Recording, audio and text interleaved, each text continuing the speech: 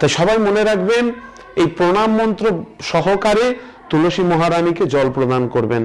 ওম গোবিন্দ বল্লভং দেবীং ভক্ত চৈতন্য কারিণীম স্নাপয়ামি জগদ্ধাত্রী কৃষ্ণ ভক্তি প্রদায়িনীম। আমি সেই গোবিন্দ বল্লভং দেবী বৃন্দা দেবীকে আমি জল অর্পণ করি, যিনি ভক্তি প্রদান করেন। হ্যাঁ, এবং স্নাপয়ামি, আমি সেই তুলসী মহারানীকে স্নান করাই, যার চরণে, যার স্নান করানোর ফলে আমরা কৃষ্ণ ভক্তি লাভ করতে পারি।